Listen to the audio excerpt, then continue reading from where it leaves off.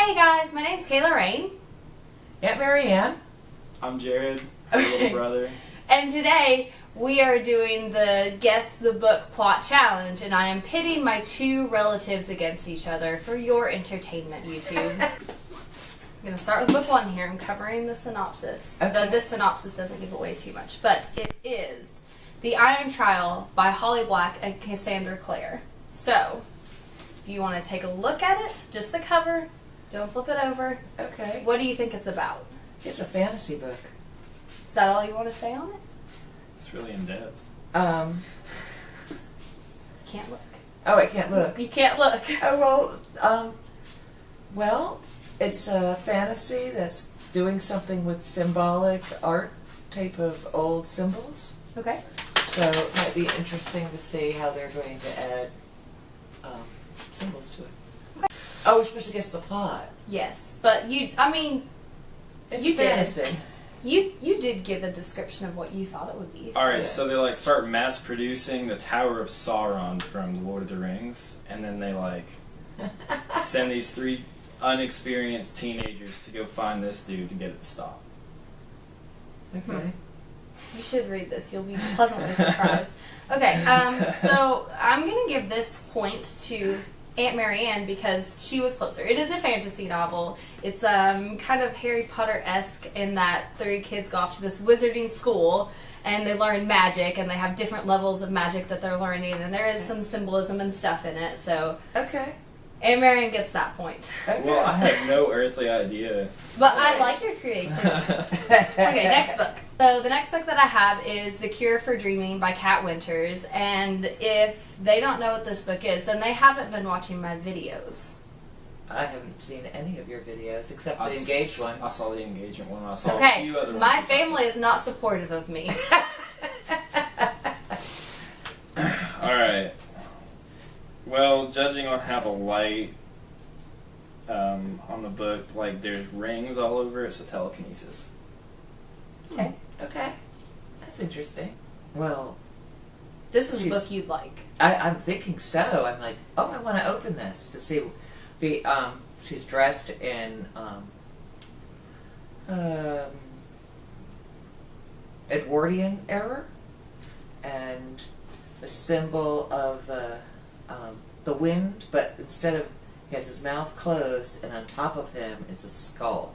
She is really getting in depth on this, guys. And I really, I'm You kind can't of open it. You can't open I want to open it and see. it. You can later. Okay. I don't know. I think it's intriguing to me, so I want to find out what it's about. Okay, well, no points for intriguing. Okay. And Jared, he was close. It's actually Hypnosis. It's a historical fiction, and it's about this girl who is a suffragist, and her father tries to hypnotize her into being anti-feminism. Oh, so I was right on Yeah. pick with the Edwardian age. Yeah, you Okay. were with it being historical fiction, and Okay. but Yeah. you were a little cool. close. The next one is Fangirl by Rainbow Rowell, and I'm going to hand this to you first since I handed it to Jared last time. Wow. Well, it's a New York Times best-selling author, so that automatically puts it on the list of being in a library. But, and I like their use of 1960-ish colors. So I think that this is going to be about this girl who does a lot of fan stuff on the computer. Okay. Oh, cool! Look, they have a bookmark. Yeah. And with the Color coordinates. yes.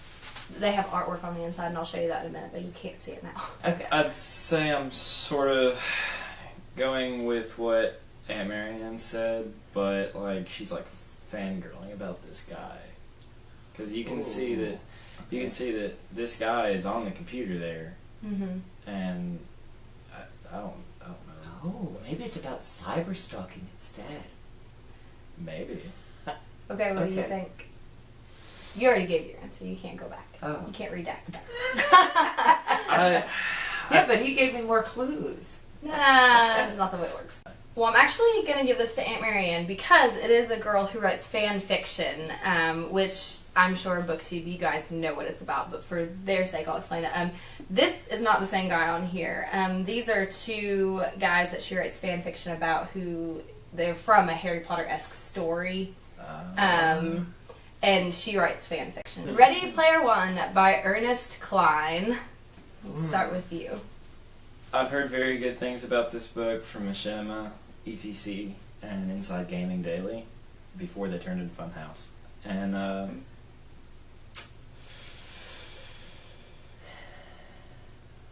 I honestly, I didn't listen when they talked about it, but I've heard good things. So I'm just going to go ahead and guess that it's like about sort of this world where they sort of have to survive in like video game-esque situations. Oh well. And when you get past the script that's taking up most of it, behind are all kinds of different recreational vehicles that are on scaffolding. Mm-hmm. That's interesting. Willy Wonka meets the Matrix is right here on the cover. Yeah. So, which is an interesting combination. I'm wondering what that could even possibly about, but I'm going to put it as and it's a Apocalyptic. That one. Yeah, that one. Yep. Oh, this is hard because you both. It's not post-apocalyptic, so I am going to give the point to Jared, but it is kind of dystopian-esque. Those, like the trailers that you see put on the scaffolding, those are called the stacks, because the world is so overpopulated that they just started stacking trailer parks on top of each other. Oh my goodness. And they do mainly live in a virtual reality. Okay. Alright. Okay, so I have The Coldest Girl in Cold Town by Holly Black. And we'll go ahead and start with you this time. I think it's probably going to be in the zombie-ish, Okay. because, you know, the dead and the undead type of things. And I don't read very much of that. But. Okay. The cover doesn't really give away too much. Oh yes, you're reading a little fine print. I was doing that too. Yeah, I made sure to pick books that didn't give away too much. Because this is really, it's more about you guys being creative and okay. I mean, it's a fun video. Okay. Yeah. So the title says The Coldest Girl in Cold Town, and you necessarily relate cold to like dead people, so I'd say it's sort of like an iZombie type thing, like she's dead and it's about her, I guess. Maybe Okay. she's like a living dead being, or maybe a vampire. Okay. Okay. Probably. Well, it is about vampires. The main character isn't a vampire, but she is bitten, so she has to go to cold towns, and what that is that's a place where vampires exist, so they don't attack human beings, and they all live in these quarantined cold towns, and people have to go there to either make it through the sickness and not become a vampire, or they become a vampire and they have to stay there for forever. So, give this point to you, but it was the only reason you were both really close is you just mentioned vampires. Next I have The Maze Runner by James Dashner. I avoided the movie for this at all costs because I knew it was going to be a pile of crap. It was good. I didn't like The Hunger Games, so I knew I wouldn't like The Maze Runner. He's not my brother anymore. I didn't like anything after the second one. Like, You haven't read them, so well, they just did a terrible job on the second one. he hasn't read them, so he doesn't know. I don't read books. He's the black sheep of the family. I play video games. The Maze Runner. I guess it's about all these teenagers that have to run through all these mazes and obstacles to try to survive in order to get some sort of reward for their district-type place where they live. Well, going by the art, okay, it looks like the maze can change because they have spikes here Okay. and then corresponding spots so that Yeah. they interlink, and So I don't know, other than, you know, some kind of, when people are put into a maze that it changes, and so you can't, it'll be hard to figure out how to get out. Okay. Well, you said the key words, figure out how to get out. So I am going to award this point to you because it's this group of teenage boys who are dropped into a maze, and for survival they have to try to find their way out. So you're both really close, but you kind of said the key word, get out. Get it? Okay. Yeah. Oh, tiebreaker! This is the Okay. last one. Okay. It is Everybody Sees the Ants by A.S. King. Oh, ants as in bugs. Yeah. Oh. Not you. Well. Oh. Keep going. Keep playing. Okay, so. This one's really about creativity because the title, Doesn't give anything away. unless you've read the book, this is for creativity, really. Yes. I think that